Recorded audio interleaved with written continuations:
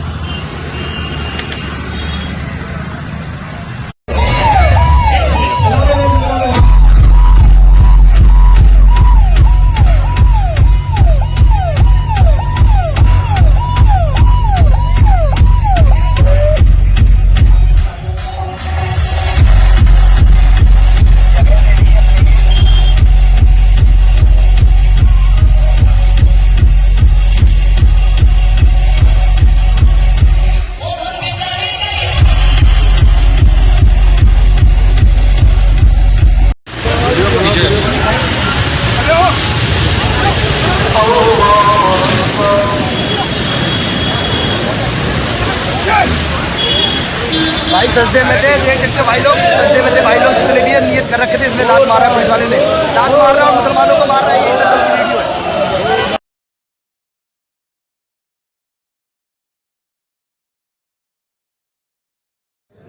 नमस्कार, वेब मिर्ची से मैं प्रशांत। आज की न्यूज़ स्टोरी भविष्य के एक बड़े खतरे को आगाह करने वाली स्टोरी है। पिछले कुछ वर्षों में देश भर में कावड़ियों का चलन बढ़ता जा रहा है। ये कोई आकस्मिक घटना नहीं है, ये एक आरएसएस और उसके कट्टरपंथी संगठनों की पूरी तरह से सुनियोजित एक राजनीतिक साजिश है। जिन जिन एरियो में, जिन राज्यों में भारतीय जनता पार्टी की सरकारें हैं, वहाँ कावड़ियों के ऊपर हेलीकॉप्टर से फूल बरसाए जाते हैं। उनकी सुरक्षा में पुलिसकर्मी और कमांडो तक तैनात किए जाते हैं। उनके स्वागत में आला अधिकारी और राजनेता खड़े होते हैं। उनकी सुविधा के लिए रास्तों से ट्रैफिक हटा दिया जाता है। जिन रास्तों से वो गुजरते हैं वहाँ पर मस्जिदें ढक दी जाती हैं। आखिर इस वीआईपी ट्रीटमेंट की, इस महिमा मंडन की क्या ज़रूरत है? क्या मंशा है भारतीय जनता पार्टी की सरकारों की? दूसरी तरफ ऐसी अनेक घटनाएं सामने आ रही हैं, वीडियो सामने आ रहे हैं जहां कावड़िए पुलिस की मौजूदगी में सरकारी संपत्ति को नुकसान पहुंचा रहे हैं, लोगों से मारपीट कर रहे हैं। उत्तर प्रदेश में तो उन्होंने पीट पीट कर एक व्यक्ति की हत्या तक कर दी। उत्तर प्रदेश में ही पुलिस की गाड़ी पर पथराव किया और उसे पलट दिया गया। इसी प्रकार राजस्थान में कावड़िए एक ऐसी जगह पर घुस गए जहां महिलाएं स्नान करती थी और खुद स्नान करने लगे। पुलिस ने थोड़ी सख्ती बरती तो पुलिस वालों पर हमला कर दिया। इसी प्रकार हरियाणा में कावड़ियों ने एक स्कूल बस पर हमला कर दिया और पत्थरों से बस को बुरी तरह से क्षतिग्रस्त कर दिया। मतलब साफ है, पुलिस की मौजूदगी में यह सब हो रहा है और पुलिस लाचार है। आखिर बीजेपी सरकार की मंशा क्या है? उनकी मंशा बिल्कुल साफ है कि वो ये चाहती है कि कावड़ियों के दिल दिमाग से पुलिस प्रशासन का खौफ बिल्कुल ख़त्म हो जाए और वो अपने आप को एक सुपर पावर की तरह फील लेने लगें।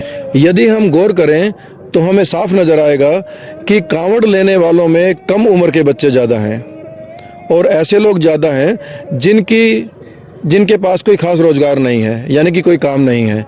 और इसके अलावा यदि हम ध्यान दें तो कांवड़ लाने वालों में से 90% लोग नशा करने के बाद ही लंबी यात्रा की दूरी तय करते हैं। ये सभी घटनाएं बता रही हैं कि कांवड़ियों का जिस तरह से मनोबल बढ़ाया जा रहा है, जिस तरह से उनके दिल और दिमाग से पुलिस प्रशासन का डर निकाला जा रहा है, तो निकट भविष्य में आने वाले सालों में कांवड़िए देश भर में बड़े दंगों का आधार हो सकते हैं। आप पिछले साल 2023 की एक घटना पर गौर कीजिएगा। उत्तर प्रदेश के बरेली में कुछ कांवड़ियों ने पहले से निर्धारित रास्ते की बजाय किसी दूसरे रास्ते से जाने की जिद की। वो एक ऐसे रास्ते से जाना चाह रहे थे जहाँ रास्ते में एक मस्जिद पड़ती थी। वो डीजे बजाते हुए वहाँ से निकलना चाह रहे थे। पुलिस प्रशासन ने उनको रोकने की कोशिश की और थोड़ी सख्ती बरत कर रोक भी दिया। यदि कांवड़िए उस मस्जिद के सामने रुककर डीजे बजाते हुए नाचते और मस्जिद की तरफ से भी कोई ऐसा ही रिएक्शन आ जाता और दंगे हो जाते, तो आप उसके हालात का रिएक्शन समझ सकते थे कि पूरे देश में उस समय कांवड़िए देश भर से कांवड़ लेकर आ रहे थे और पूरे देश में दंगे होने की संभावना बढ़ जाती। वो तो पुलिस प्रशासन ने मुस्तैदी बरती और वो खतरा टल गया। वो बात अलग है कि उत्तर प्रदेश की योगी सरकार ने उस पुलिस अधिकारी को सजा देते हुए उसका तबादला कर दिया। अभी तक हमारे देश में अलग अलग शहरों तक ही दंगे सीमित रहते हैं, जैसे गोधरा का दंगा, मुंबई का दंगा, हरियाणा में मेवात के दंगे, उत्तर प्रदेश में कई अलग अलग शहरों के दंगे, दिल्ली के दंगे। लेकिन आरएसएस और बीजेपी ने कांवड़ियों के माध्यम से ऐसी नींव डालनी शुरू कर दी है कि जिसके आधार पर एक साथ ही लगभग पूरे देश में दंगे करवाए जा सकते हैं। आप सरकार से ज़्यादा उम्मीद मत रखिएगा। आप ये मानकर चलिए कि सरकारें इस आग को बुझाने की बजाय मौके पर इस्तेमाल करने के लिए इसे सहेज कर रखेंगी। हमें खतरा दिखाई दिया तो आपको इसकी जानकारी दे दी। आप भी इस पर अपनी राय बताइएगा। हमने समाज के अलग अलग लोगों से इस बारे में राय ली है, वो आपके सामने प्रस्तुत है। नमस्कार डॉक्टर साहब। डॉक्टर साहब, ये जो अभी कांवड़ का जो ट्रेंड चल रहा है, डे बाय डे मतलब ईयर बाय ईयर बढ़ता जा रहा है। अभी सोशल मीडिया पे जो चीज़ें आ रही हैं कि कहीं पे उन्होंने किसी बस पे पथराव कर दिया है, हरियाणा में, राजस्थान में जो फीमेल नहाने की जगह थी वहाँ घुस गए थे वो। उत्तर प्रदेश की तो कई घटनाएं हो गई हैं, पुलिस की गाड़ी पे पथराव कर दिया, एक तो बंदा ही मार दिया है जो पत्रकार था। तो इस ट्रेंड को आप किस तरह से देखते हैं? अभी क्या हो रहा है? ये देखो, ये जो ट्रेंड है ये काफ़ी टाइम से हम लोग नोटिस कर रहे हैं। ये जिसकी शुरुआत अगर आप देखते हैं तो ये बहुत ऑर्गेनाइज रहा है। इनको सैंक्शन मिलता है, सोशल सैंक्शन मिलता है। सोशल सैंक्शन किस तरह से मिलता है कि आप देखिएगा कि गांव देहात के जो सबसे यूजलेस कैरेक्टर्स थे, जो बाहर बैठे रहते हैं, तंग करते हैं, वो भी इसमें शामिल होते हैं। और जैसे ही इसमें शामिल होते हैं उनका ग्लोरिफिकेशन शुरू हो जाता है। कई गाँव में हमने देखा है कि औरतें इनके पाँव धोती हैं, इनको तिलक करती हैं, सब करती हैं। तो उसमें एक सोशल एक्सेप्टेंस मिलता है और इसी तरह से इनके ग्रुप्स बढ़ते चले गए। और फिर बहुत मतलब इसमें संगठन जुड़े हुए हैं, जो संगठन इनके ठहरने का, इनके खाने पीने का, ये सारी व्यवस्थाएं बीच में करते रहे। तो पहले ये संगठन जो थे ये गैर सरकारी संगठन थे जो इसमें शामिल होते रहे। अब समय के साथ क्या हो रहा है कि इसमें अब सरकार भी शामिल होती गई, सरकारी तंत्र इसमें शामिल होता गया। आप फूल बरसा रहे हैं, पिछले साल हमने हेलीकॉप्टर से बरसाया, इस बार आप ज़मीन पे खड़े होकर पुलिस वाले फूल बरसा रहे हैं। ये पुलिस वालों का काम कब था? ठीक है। अब प्लस आपने रास्ते बंद कर दिए, यूपी सरकार ने तो स्कूल्स बंद कर दिए। 5000 से ऊपर ट्रक जो है यूपी में अब घुस नहीं सकते, बाहर खड़े हैं। ठीक है। तो आपका जो एक दिन का इकोनॉमिक लॉस है वो कई 100 करोड़ में जा रहा है। और आप क्या कर रहे हैं? सिर्फ और सिर्फ कांवड़ के मूवमेंट को फैसिलिटेट करने का काम कर रहे हैं। ऐसा नहीं कि इन कांवड़ में जो लोग जा रहे हैं इनका एक्सप्लॉयटेशन नहीं हो रहा है। ये जब वहाँ दर्शन के लिए जाते हैं तो वहाँ पे भी इनसे पैसे लेके इनमें से कईयों का भयंकर एक्सप्लॉयटेशन उसमें भी है। बट कहीं ना कहीं जो संगठन थे पहले, जिन्होंने इनको सोशल सैंक्शन दिया, इनको बढ़ावा दिया, फिर राज्य बीच में आ गया, पुलिस का सपोर्ट मिल गया, और इन सब चीज़ों में आप ध्यान से देखिए कि किस तरह के लोग शामिल होते जा रहे थे।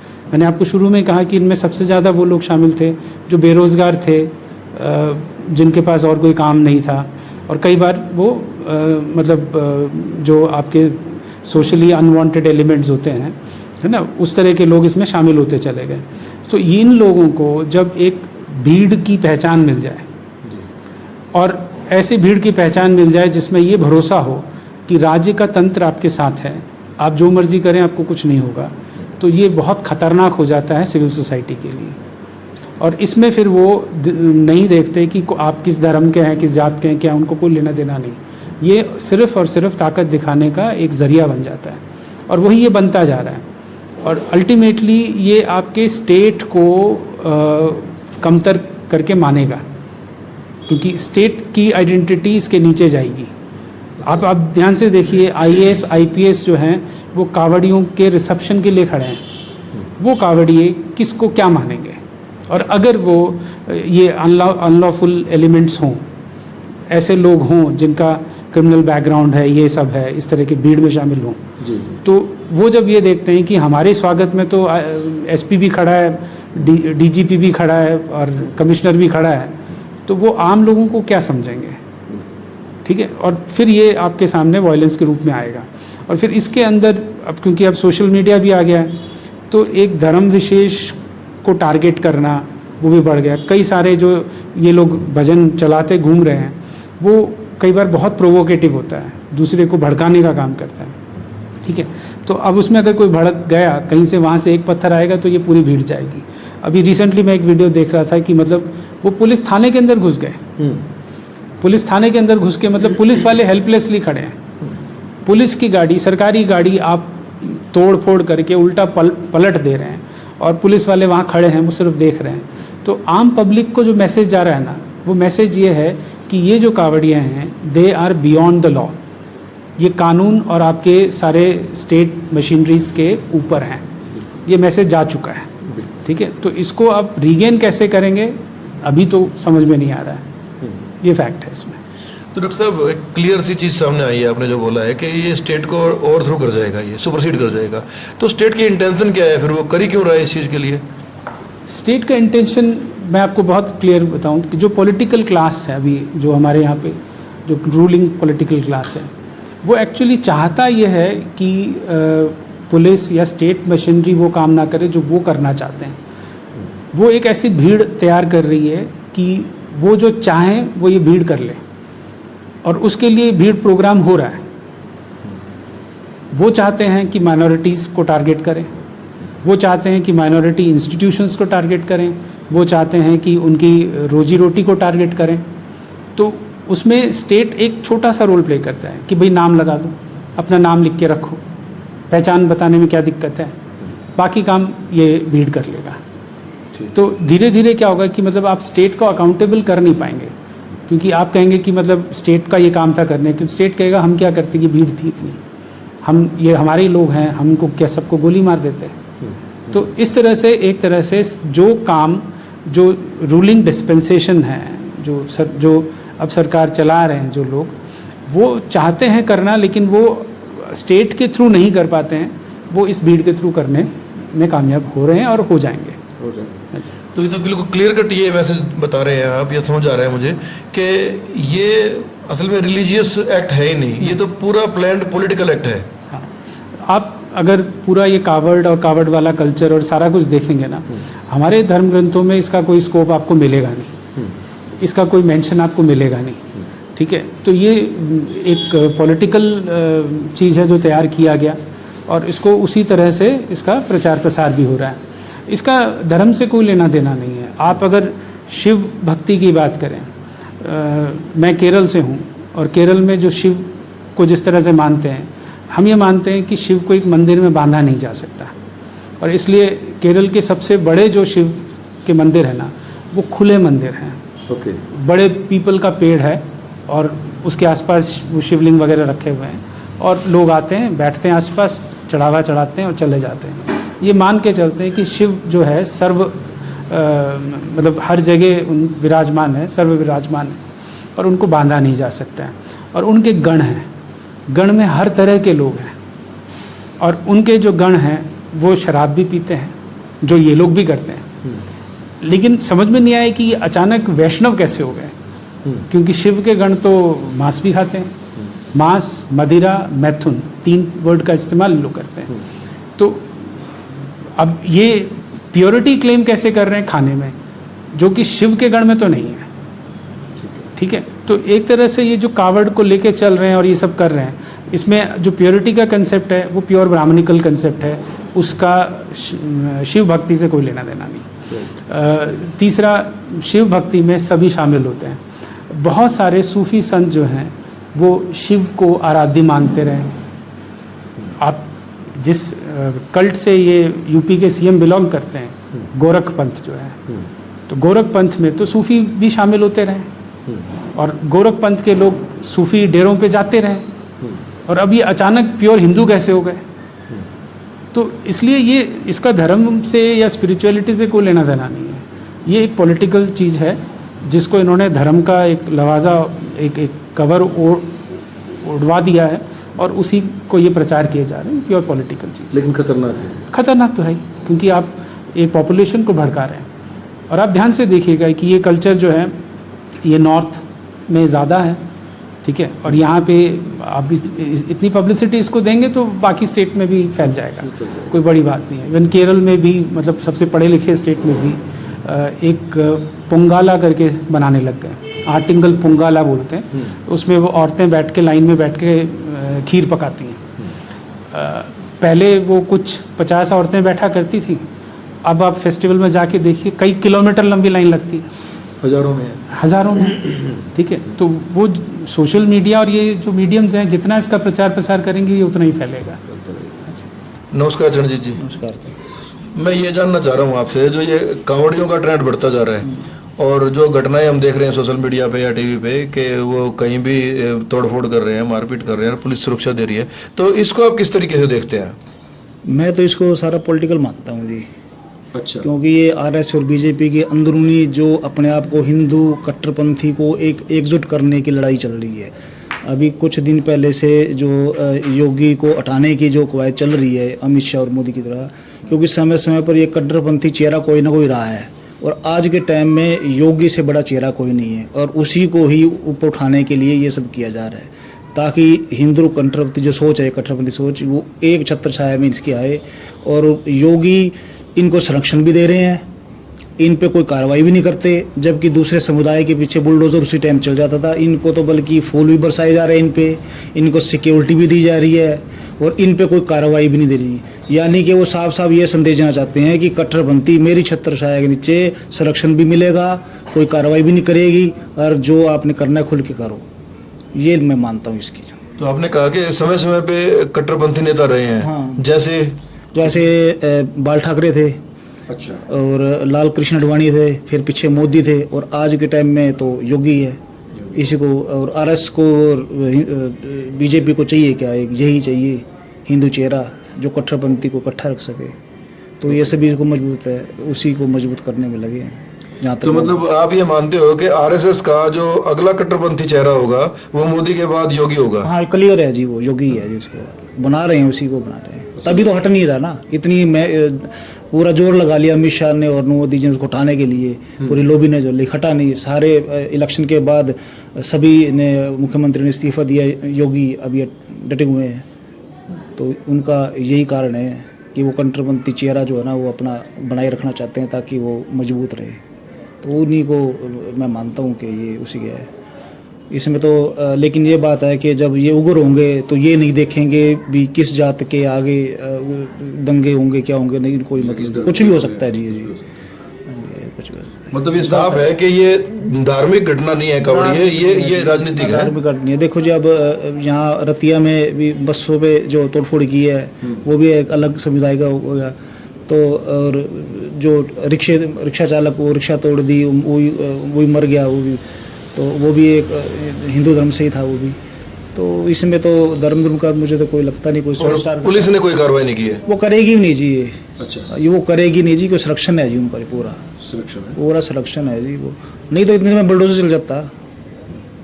आपने देखा है वो, बल्कि दूसरे समुदाय के कुछ भी काम ऐसा करते थे, घर जाते पहले उनका बुलडोजर से उनका घर ही टूटता था। अब तो कोई उनको पता ही नहीं है जी।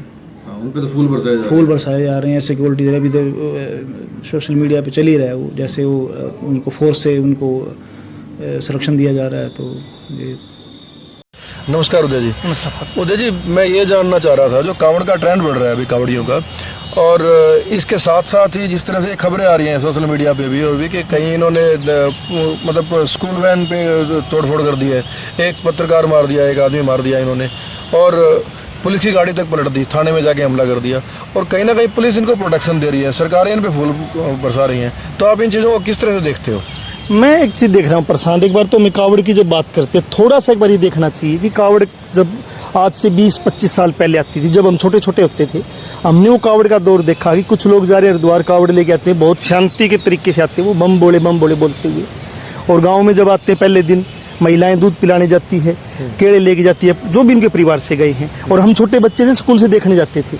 उसके बाद शाम को वीडियो, क्योंकि टीवी तो उस प्रकार थे नहीं, वो VCR ले आके वो टीवी रंगीन टीवी पे फिल्म दिखाते थे महादेव की, और वो एक दौर हमने देखा है। लेकिन अभी का जो ट्रेंड है ना, कि जिस प्रकार से राजनीति ने इसको कैप्चर किया, इस पूरे सिस्टम को, आप देखिए हनुमान की जो इमेज हमारे अंदर थी बजरंगबली की, वो थी कि हंसते खेलते हुए की, और अपने दुश्मन को भी अगर गदा मारता, रामायण में हम देखते थे तो हंसते हंसते मारता। लेकिन गाड़ियों के पीछे एक फोटो आया, गाड़ियों के पीछे गुस्से वाला हनुमान, वो गुस्से वाला हनुमान नौजवानों को बड़ी प्लान गुस्से में धकेल रहा था। ऐसे ही शिव जी को भी आप देखोगे तो शिव जी का भी तांडव करता हुआ एक फोटो इन्होंने जारी किया, खासकर एक राजनीतिक विचारधारा ने, और नौजवानों को ना जय महाकाल या हर महादेव ऐसे बोल के गुस्से में तब्दील किया गया। और जैसे कावड़ यात्रा को प्रोत्साहित करना कि एक सरकार उस पे हेलीकॉप्टर से फूल बरसाएगी, प्रोत्साहित करेगी, और आपका राज होगा, 1 महीने जब कावड़ यात्रा चलेगी तो आपका राज होगा, ऐसे प्रोत्साहित किया जाता है। और ये जो प्रोत्साहन है ना, ये प्रोत्साहन ही उनको हिंसक बना रहा है, और ये ऐसा हिंसक बना रहा है कि भविष्य में ये ब्लास्ट कर देगा कभी भी पूरे उत्तर भारत को। खासकर मैं देखता हूँ कि दंगों में झोंक सकता है ये, कि जिस प्रकार से कहीं भी, ये रतिया में क्या हुआ कि एक बस जा रही है, किसी कावड़ी की टच हो गई, अब रोजाना एक्सीडेंट तो होते ही हैं, अब वो गाड़ी टच हो गई, उन्होंने गाड़ी को फोड़ दिया, और जिस हिंसक तरीके से फोड़ा, और उसके बाद उन्होंने जाम किया, अभी तक कोई गिरफ्तारी नहीं। अब इसमें वो एंगल ये भी देख लेते, मुस्लिम एंगल जिस दिन भी मिल जाता है तो फिर उसको बड़े लेवल पे वो कर देते हैं। और इन्हीं कावड़ियों को ये करने के लिए, खुश करने के लिए, हरिद्वार से यूपी के इलाके में जहाँ से यात्रा जाएगी तो दूसरे धर्म के जो धर्म स्थल है, खासकर मुस्लिम समुदाय के, उनको ढक दिया गया है। क्या कमाल है भाई, 1 महीने की आपकी यात्रा चल रही थी, इसका मतलब दूसरे धर्म के लोगों अपनी पूजा अर्चना न करें जो सदियों से बने हुए हैं। और मैं आपको बता रहा हूँ, याद करो गुल्लर के पेड़ कटवा दिए थे योगी सरकार ने आते ही, कि गुल्लर अशुभ होता है। इस प्रकार का जो ट्रेंड है, और इनको जिस प्रकार से हिंसक बनाया जा रहा है खासकर, और इसके मार्फत क्या बोलते हैं, मीडिया की मार्फत, सोशल मीडिया की मार्फत, और सरकार जानबूझ के ये कर रही है, और उनका अपना एक तरीका है, हिंदू राष्ट्र की जो बात कर रहे हैं वो, और जिस प्रकार से तांडव की तरफ उसको लेके जा रहे हैं, ये खतरनाक है। मैं ये समझ पा रहा हूँ कि असल में ये पॉलिटिकल गतिविधि है, ये धार्मिक गतिविधि नहीं है जो आप बात कर रहे हो। नहीं, मेरा ये कि धार्मिक गतिविधि थी। आप देखिए अपने देश में ना यात्राएं चलती रही है, गोगामेडी की यात्रा चलती है, वहाँ हिंदू मुस्लिम सब आते हैं। गोगामेडी एक वो है जो हिंदू मुस्लिमों के सर्वमान्य देवता है, लोक देवता है, लेकिन अब वो धीरे धीरे मुस्लिमों को भी वहाँ से खदेड़ देंगे। जैसे हरिद्वार में मैंने देखा कि मैं हरिद्वार बहुत गया हूँ, गाड़ी चलाता था ना, कई बार गया हूँ हरिद्वार, तो हरिद्वार के अंदर मेला चलता है 2-3 महीने, तो वहाँ लाखों दुकानें लगती मेले में, कोई सामान बेचने वाला, कोई खाना खिलाने वाला, कोई दूसरा तीसरा। वहाँ हजारों लोग मुस्लिम परिवार जो मजदूर है वो मेले में जाते थे ताकि दुकान लगा ले अपनी छोटी सी, और वो मेला 3 महीने का मेला वो कवर करके आते थे, अपना सामान बेच के आते थे, शायद 5-6 महीने की रोजी रोटी हो जाए। उनको खदेड़ दिया। आप जाके देखिए मेले में कोई आपको मुस्लिम नहीं मिलेगा दुकानदार। वो अलग बात है, कावड़ बनाने वाले अभी भी कारीगर बहुमत मुस्लिम है, अब धीरे धीरे उनको भी खदेड़ देंगे। और फिर जो रास्ते में जो नाम लिखना है आपको, मुस्लिम हो या हिंदू हो, कारीगर आपके कौन है वो लिखना, ये क्या था? ये वही ट्रेंड था कि राजनीतिक तौर पे इन पे कब्जा किया गया। जो हमारी कल्चर की जो गतिविधियाँ थी ना, कि हमारी कल्चर में थी भाई धार्मिक गतिविधियाँ चल रही, कोई गोगामेडी जा रहा, कोई सालासर जा रहा, कोई कहीं जा रहा, उसको राजनीतिक तौर पे कैप्चर करके और उसको एक अपने फायदे के लिए हिंसक तरीके के तरफ धकेला जा रहा, मेरा ये मानना है। तो क्या फ़ायदा होगा जो आपने कहा कि अपने फ़ायदे के लिए, क्या फ़ायदा देखते हो आप? क्या हिंदू समाज का फ़ायदा देखते हो या कि किस तरह का फ़ायदा? नहीं, मैं एक राजनीतिक पार्टी का फ़ायदा देखता हूँ। अब एक बात बताइए, अभी सरकार का आंकड़ा है 4 करोड़ के आसपास लोग कावड़ लेने गए हैं। 4 करोड़, एक व्यक्ति कम से कम 5 से 10 हज़ार रुपये खर्च करके आएगा। 10 हज़ार रुपये मिनिमम खर्च है। 4 करोड़ को 4 करोड़ को गुणा कीजिए 10 करोड़ से, कितना बजट कारपोरेट के पास गया। उसके बाद ये जो लोग, ये नौजवान ही बेरोजगार, दूसरी तरफ पूरे देश में और हरियाणा में बेरोजगारी बड़ी चरम सीमा पे है, बेरोजगार नहीं मिल रहा। यही नौजवान अगर 10-10 हज़ार रुपये खर्च करके 4 करोड़ नौजवान दिल्ली में चले जाएं और अपना रोजगार मांगे, रोजगार मांगे तो सरकार रोजगार नहीं देगी क्या? देना पड़ेगा ना, कितना बड़ा आंदोलन खड़ा हो जाएगा। मतलब भटका रहे हैं इनको, भटका रहे हैं। जैसे अभी ये कावड़ यात्रा है, अब कुछ दिन बाद में आप हिसार में देखोगे तो सालासर वाले चल पड़ेंगे, फिर श्याम बाबा वाले चल पड़ेंगे, फिर आपके गुगामेड़ी वाले चल पड़ेंगे। ये यात्राएं सरकार इसलिए प्रोत्साहित भी कर रही है कि जो मुख्य मुद्दे हैं नौजवानों के या मजदूर के, किसान के, उन पे ध्यान जाने की बजाय कि वो ध्यान दूसरी तरफ चला जाए, ये भी मेरा मानना है।